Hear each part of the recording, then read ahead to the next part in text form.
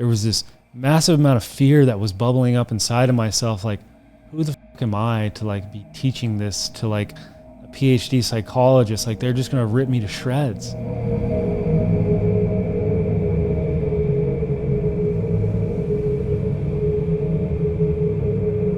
Fear keeps us safe, right? It keeps us, it keeps us alive. And if you look at our systems, like the number one thing that it's trying to do is keep us alive. And so most of us don't have to fight for our well-being every day. We don't have to like go scavenge for shelter and food and all of these things. Like we're a little bit past that, you know, and there's a lot of that going on in the world, which people have to kind of live in that state. And, but your system might still be operating from that. I mean, there's been so many times, I think I've taken a lot of leaps in my life, and it's definitely a muscle. The only way to overcome it is to actually do the scary thing. When I first started Somatic Breathwork, I was living in Sedona. I had a very simple, easy life. I was a body worker. I didn't make a lot of money. I just like, I lived nature, I helped people. It was incredible. It was a great, and for the first 6 months I lived out of my car. I literally was camping, living out of my car. And while you were in Sedona? While I was in Sedona. That was an interesting reality. My family was not the most stoked. I ended up finding a place to live there, and I just kind of lived paycheck to paycheck, and then COVID hit. And then COVID, like, I ended up losing my job. I ended up losing my home. The body worker job? Yeah. Okay. Yeah. I worked at a really high-end, like, energy resort there, doing different types of energy work, body work, guided journeys, those sorts of things. And then I ended up losing my home, and I was back just in my car, and I was like, what the fuck do I do? I had no idea what to do. And life was just kind of like, it was kind of a low point, right? And I could feel the fear building up in me, like, okay, what do I do with my life? But then that stripping away of those things was like, okay, what do I actually want to do? And I felt myself kind of go back into fear, like, okay, I could just go get a job, right? I could go get a job, I could go work a corporate job somewhere, and my soul was like, nah, don't do that, you know? I ended up moving back to Phoenix, and a dear friend of mine, Amanda, gave me a place to live, and it was great. I just started, you know, marketing myself and doing lots of different sessions for lots of people, and I was combining sort of all the different modalities that I had studied, and it was a kind of a training ground for me to be able to just give my medicine fully unfiltered. I had this one woman who just asked me, she's like, when are you going to teach this? And when are you going to teach what you do? And that light bulb came off into my head, and I was like, wow, I love teaching. Like, and I had taught previously, I had taught body work at a couple schools.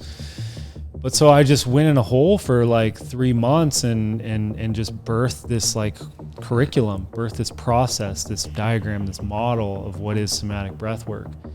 And I put myself out there. I ran a couple trainings out of my house with like 5 people.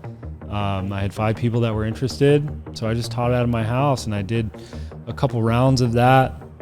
And then it started kind of growing some momentum. I felt some momentum, and it was like, okay, it's time to like get out of my house with this. And I had like $2,000 to my name or something like that. And it was like $1,000 to rent this place to like hold this training, and I'm just going to invest it, you know. There was definitely a lot of fear there.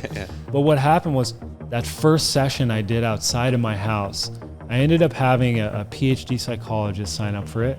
I had 2 doctors sign up for it, and I had these really high profile people. I had 8 of them show up. And before that, there was this massive amount of fear that was bubbling up inside of myself, like, who the fuck am I to like be teaching this to like a PhD psychologist? Like, they're just gonna rip me to shreds, you know? And I had this imposter syndrome come up, and I was just like, I could feel so much fear come up for me, and I ended up just like going through with it and just teaching what I know, what my experiences have been, from that place of like actual experience. and what I've gone through. We all have a PhD in our own experience. And that's something we can get into, living experientially instead of from our certifications or our books or whatever titles that we have. And they ended up having a profound experience. And I could see the amount of value that they received from that. And it was the scariest thing for me to get in front of these people who had 10 years of schooling, of doctorates, of being very well known in multiple different cities and prestigious, right? And I saw the amount of value that they received from this. And at that point, I was like, wow, I know that I have something, but it doesn't matter who you are. You're human. I know that this. I try to keep things very simple. And I think that if you truly understand something, like, you can keep it simple. We try to make things so complex, where when it's complex, we don't actually understand it. It should be simple. I saw that they actually received a lot from it, and that allowed me, that scary thing allowed me to kind of step and evolve into the next version, right? And I went back out there from that place, and I started training myself with this muscle to actually show up and not really like cower to other people's judgments or worried about what people are going to think about me, or like, I knew that I have something that will be beneficial to other people because they're a human and I'm a human. One of my greatest mentors said to me, how dare you hold back the stuff that you've gone through, the experiences that you've overcome, and the lessons that you've learned from the world. How dare you hold that back, because the world needs it. The world needs you. And the last thing you want to do is die with your gifts left inside of you.